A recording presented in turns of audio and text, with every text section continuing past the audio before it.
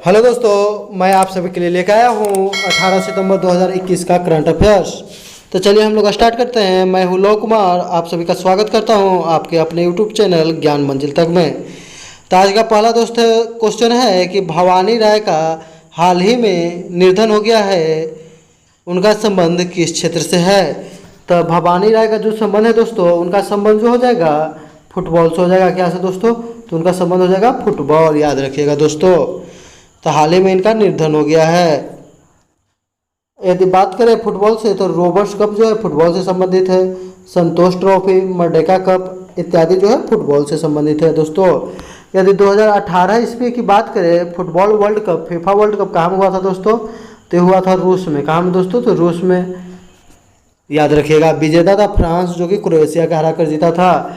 2022 में अगर बात करें दोस्तों तो 2022 में कहाँ होगा?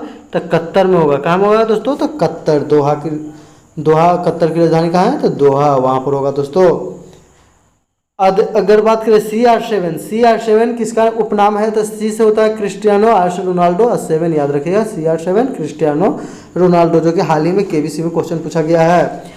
क्रिस्टियानो रोनाल्डो जो है वर्तमान में इंटरनेशनल मैचों में सबसे अधिक गोल करने वाले खिलाड़ी बन गए, जिन्होंने 111 गोल कर दिया है। यानी कि अंतर्राष्ट्रीय मैचों की बात करें तो उसमें सबसे अधिक गोल करने वाले खिलाड़ी कौन है दोस्तों? तो क्रिस्टियानो रोनाल्डो का नाम आता है सबसे ऊपर, याद रखिएगा दोस्तों। अगला क्वेश्चन है दोस्तों कि इंटरनेशनल मैचों में सबसे अधिक गोल, ये हो गया। यूरो कप 2021 का खिताब किसने जीता दोस्तों? तो यूरो कप जो है यूरोप से संबंधित है, इसका जीता है इटली ने इंग्लैंड को हराकर। क्या? तो इटली ने इंग्लैंड को हराकर जीता है दोस्तों। नेक्स्ट है कि कोपा अमेरिका कप का खिताब किसने जीता? तो कोपा अमेरिका कप का खिताब जीता दोस्तों अर्जेंटीना। किसको हराया? तो ब्राजील को, याद रखिएगा दोस्तों। अर्जेंटीना और ब्राज़ील जो है दोनों जो दक्षिण अमेरिकी देश है, याद रखिएगा दोस्तों। दक्षिण अमेरिका का सबसे बड़ा देश जो है ब्राज़ील है, याद रखिएगा।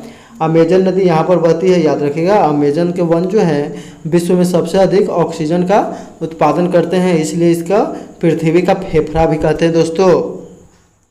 नेक्स्ट क्वेश्चन है दोस्तों कि US ओपन 2021 का पुरुष वर्ग का खिताब किसने जीता? तो डेनियल मेदवेदेव। कौन जीता है दोस्तों? हाल ही में जिसका संपन्न हुआ है तो डेनियल मेदवेदेव, जिनका संबंध है रूस से, याद रखिएगा। किसको हराया?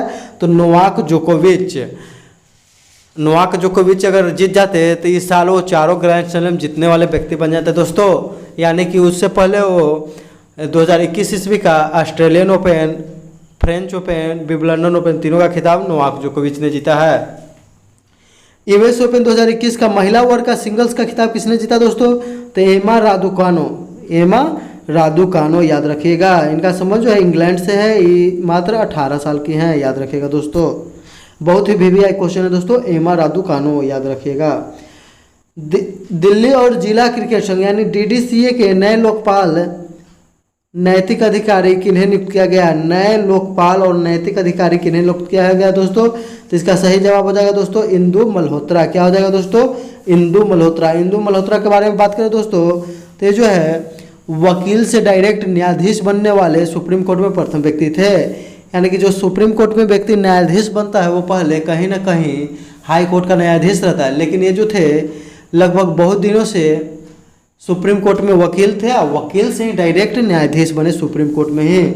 अगर सरोज स्वामी कपाड़िया की बात करें दोस्तों तो सरोज स्वामी कपाड़िया जो है स्वतंत्र भारत में जन्म लेने वाले प्रथम जो है भारत का मुख्य न्यायाधीश हैं। यानी क्वेश्चन पूछा जाएगा कि प्रथम मुख्य न्यायाधीश कौन है जो स्वतंत्र भारत में जन्मा है? तो सरोज स्वामी कपाड़िया। अगर नागारत्नम की बात करें तो ये महिला है जिन्हें हाल ही में सुप्रीम कोर्ट में मुख्य न्यायाधीश बनाया गया है। भविष्य में हो सकता है दोस्तों कि भारत की प्रथम महिला CJI जो बने वो नागारत्नम ही बने। आगे है कि पिनाकी चंद्र घोष। तो पिनाकी चंद्र घोष जो है भारत के प्रथम लोकपाल नियुक्त किए गए थे, याद कीजिएगा दोस्तों। पिनाकी चंद्र घोष, PC घोष, याद रखिएगा दोस्तों, PC घोष। इनका संबंध जो है पश्चिम बंगाल से दोस्तों। इंदु मल्होत्रा सुप्रीम कोर्ट में वकील से डायरेक्ट न्यायाधीश बनने वाली प्रथम व्यक्ति हैं, याद रखिएगा दोस्तों। और CJI यानी कि चीफ जस्टिस ऑफ इंडिया अभी कौन है? तो NV रमन्ना। कितने? तो 48। 47वें कौन थे? तो बोबडे थे। 46वें कौन थे दोस्तों? तो रंजन गोगोई जो थे 46वें सुप्रीम कोर्ट के मुख्य न्यायाधीश थे। वह एकमात्र मुख्य न्यायाधीश बने हैं जिनके पिता जो है पहले मुख्यमंत्री रह चुके थे। असम के पहले मुख्यमंत्री रह चुके थे दोस्तों, इनके पिता याद रखिएगा रंजन गोगोई।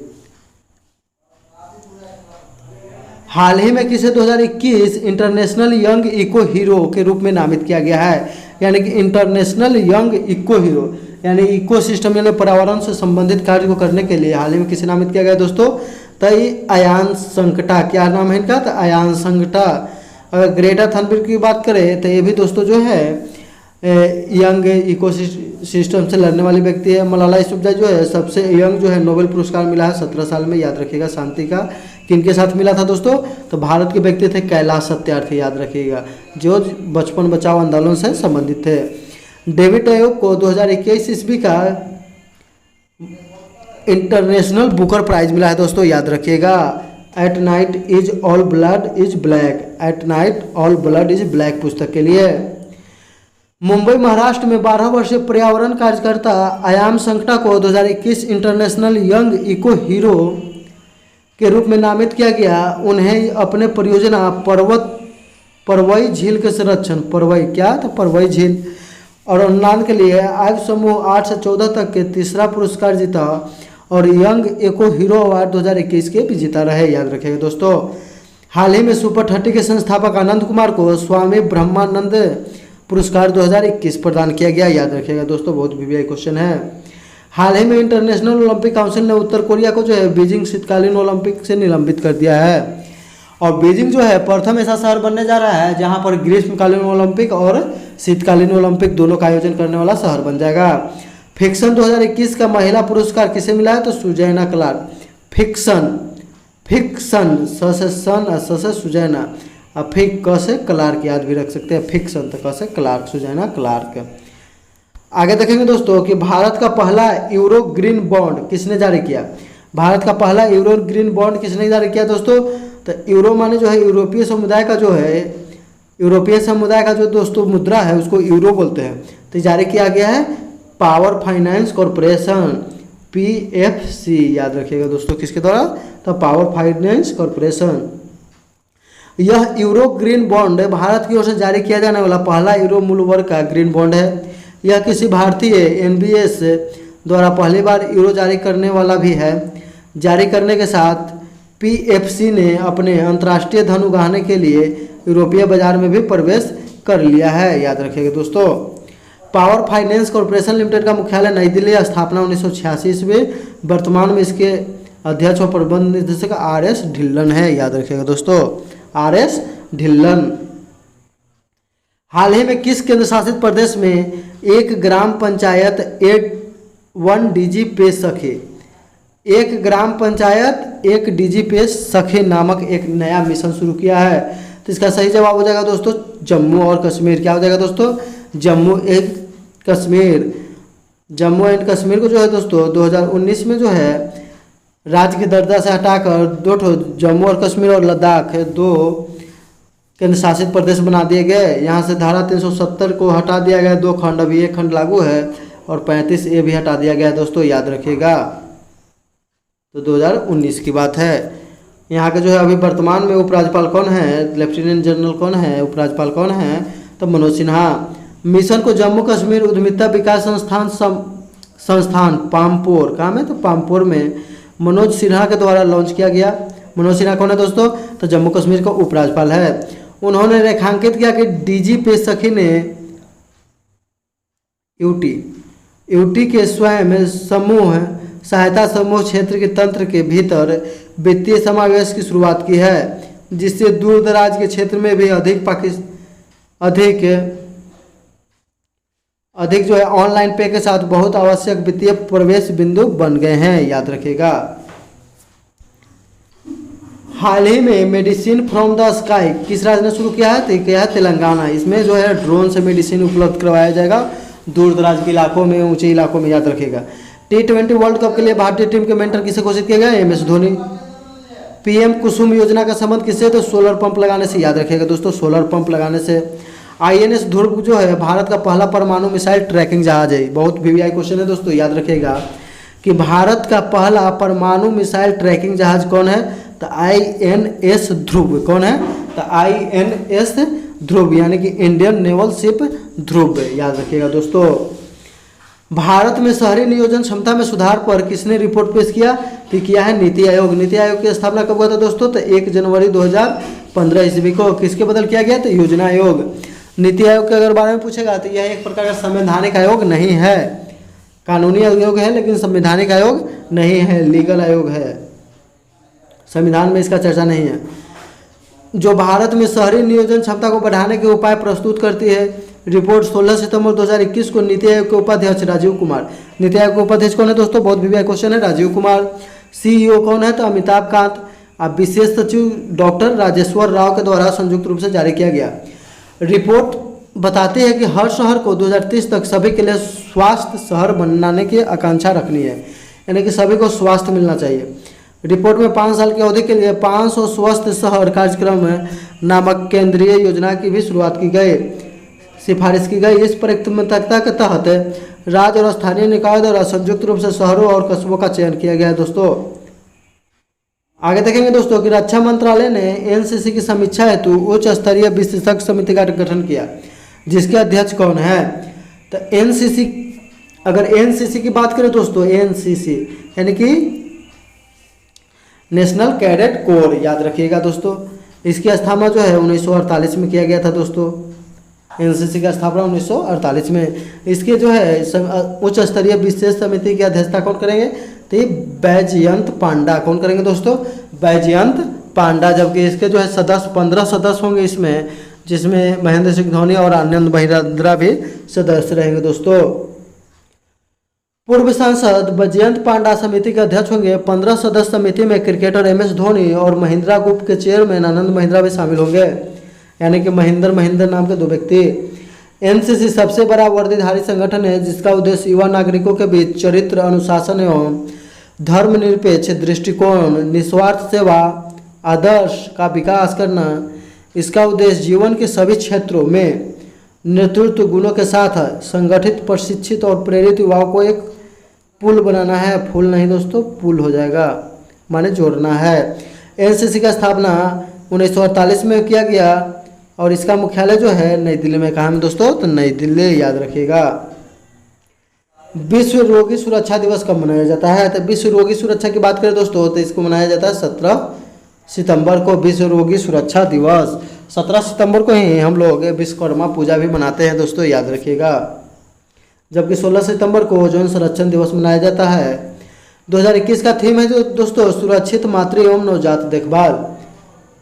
विश्व योग सुरक्षा दिवस 2019 में विश्व स्वास्थ्य सभा द्वारा रोगी सुरक्षा पर वैश्विक कार्यवाही पर संकल्प WHA 72.6 के माध्यम से 17 सितंबर को प्रतिवर्ष मनाया जाता है। इसे 25 मई 2019 को 72वीं विश्व स्वास्थ्य सभा में अपनाया गया था दोस्तों। नेक्स्ट क्वेश्चन है दोस्तों जो कि बहुत VVI है कि हाल ही में भारत का सबसे ऊंचा एयर प्यूरिफायर टावर किस शहर में लगा है? यानी कि हाल ही में भारत का सबसे ऊंचा एयर प्यूरिफायर टावर कहाँ में है? तो चंडीगढ़। तो सबसे ऊंचा करेंगे, बात करेंगे तो ऊंचा सबसे होगा जो, तो वहाँ पर चढ़ना पड़ेगा, यानी कि चंडीगढ़। अगर ऊंचा रहेगा तो चढ़ना ना है जी, तो चढ़ते चढ़ते ना ऊंचा पर पहुँचेंगे। तो चंडीगढ़, याद रखिएगा। सबसे ऊंचा एयर प्यूरिफायर, इसका काम क्या है? तो हवा को शुद्ध करना दोस्तों। केंद्र शासित प्रदेश चंडीगढ़ में भारत के सबसे ऊंचे एयर प्यूरिफायर टावर का उद्घाटन किया गया। टावर को चंडीगढ़ प्रदूषण नियंत्रण समिति के पहल पर ट्रांसपोर्ट चौक सेक्टर 26 में पायस प्राइवेट लिमिटेड द्वारा स्थापित किया गया। किसके द्वारा स्थापित किया गया दोस्तों? तो पायस प्राइवेट लिमिटेड। यह जो है देश में इंस्टॉल सबसे ऊंचा एयर प्यूरिफायर टावर है जो लगभग 500 मीटर के दायरे में फैला है और 24 मीटर ऊंचा है। एयर प्यूरिफायर टावर आसपास के वातावरण को 3.88 करोड़ क्यूबिक फीट हवा को साफ करेगा दोस्तों। और हाल ही में जो है दिल्ली में भी स्मोक टावर लगाया गया था, याद रखिएगा दोस्तों, कनॉट पैलेस में, दिल्ली में। कल का प्रश्न था दोस्तों कि सुभाष चंद्र बोस ने किन्हें भारत का युवा दधीची की उपाधि दिया था? यानी कि सुभाष चंद्र बोस किन्हीं के बारे में कहते कि भारत का युवा दधीची है? तो इसका सही जवाब होगा जतेंद्रनाथ दास। कौन थे? तो जतेंद्रनाथ दास दोस्तों, याद रखिएगा, जतेंद्रनाथ दास, यानी कि जिसे जतीन दास कहते हैं। जतीन दास ऐसे व्यक्ति थे जो लगातार 63 दिनों तक भूखे रहने के बाद मर गए थे। आज़ादी के लिए 63 दिन की भूख हड़ताल करने वाले जतिन दास को सुभाष चंद्र बोस ने भारत का युवा दधीची कहा था। इसका सही उत्तर है, बहुत लोगों ने नहीं दिया दोस्तों। दूसरे के जवाब देख देख के दे देते हैं, दूसरा कोई कुछ भी लिख देता है उसी के अनुसार वो भी लिख देते हैं। तो ऐसा नहीं कीजिए, कम से कम नेट पर सर्च करके देखिए क्या है इसका आंसर, आपको भी मालूम होगा। तो इसका सही जवाब देने वाले लोग हैं मेडिटेशन वीडियो, और वीडियो को पूरा देखिए जिससे आपको फ़ायदा होगा। लाइक कीजिए, शेयर कीजिए, सब्सक्राइब कीजिए दोस्तों। KIT2007 और दीपक कुमार इत्यादि। आज का क्वेश्चन है दोस्तों जिसका आप लोग कमेंट करके जवाब दीजिएगा कि कौन सा देश गोल्डन चावल को मंजूरी देने वाला दुनिया का पहला देश बन गया। यानी कि गोल्डन चावल को मंजूरी देने वाला दुनिया का पहला देश कौन बना दोस्तों, इसका आप लोग जवाब देना है गोल्डन राइस।